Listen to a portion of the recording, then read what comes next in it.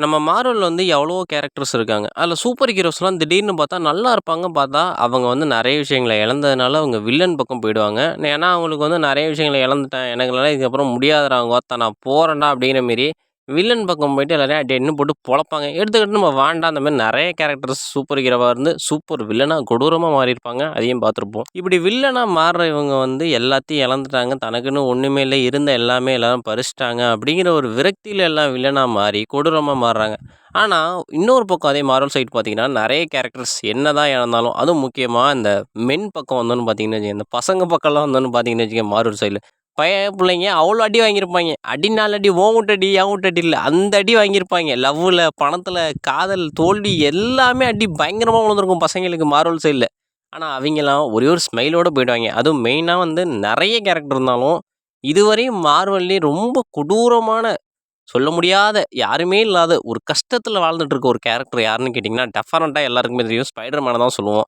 இந்த மனுஷன் வில்லனா மாறுறதுக்கு எல்லா கரெக்ட்டான சாய்ஸுமே இருக்கு. ஆனா, அந்த பயபுள்ள வில்லன் பக்கம் கால் எடுத்து கூட வைக்காது. ஏன்னா, ஏன்னு நமக்கு தெரியும். இதுவரையும் மார்வல் வந்து காட்டியிருக்காங்க. எவ்வளோ பேர் வந்து எவ்வளோ விஷயங்கள இழந்திருக்காங்க. எல்லாத்தையுமே இது பண்ணியிருக்காங்க. ஏன் நம்ம தார் கூட எல்லாத்தையும் இழந்திருக்காரு. ஆனா, கடைசில அவருக்காவது ஒரு பொண்ணுங்கிற ஏதோ ஒரு விஷயத்த வந்து குடுத்தாங்க. அப்புறம் எல்லாரும் அவர மறக்கல. ஏன்னா, அவரு ஒரு கடவுள். அவர மறக்கவும் முடியாது. அந்த மாரி விஷயமும் இல்ல. ஆனா, நம்ம ஸ்பைடர் மேன் வந்து இல்ல, இல்ல.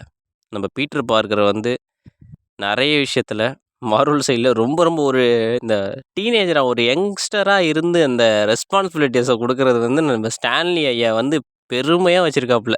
அந்த யங்ஸ்டர்ஸுக்கு ஒரு ரெஸ்பான்சிபிலிட்டின்னு குடுக்கணுங்கிறதுக்காக தான் தலைவன் அந்த கேரக்டரே செதுக்கியிருக்கான் போல இருக்கு. ஏன்னா, ஒரு சின்ன பையன் 16, 17 இருக்கிற வயசு பையன் வந்து அவன் பீட்டர் அவனோட அடையாளத்த ஃபுல்லா ஹோல் யூனிவர்ஸும் மறந்துருச்சு.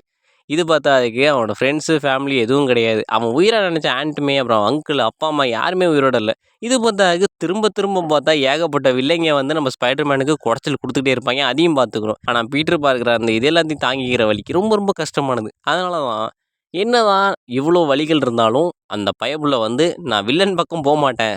நான் ஹீரோ தான். என்னோட பொறுப்புகள் இருக்கு. சக்திகள் அதிகரிக்கிறப்ப நம்மளோட பொறுப்புகள் அதிகமாகும் அப்படிங்கிற மாரி தலைவன் தன்னோட பாதையில கரெக்ட்டா போயிட்டுருப்பான்.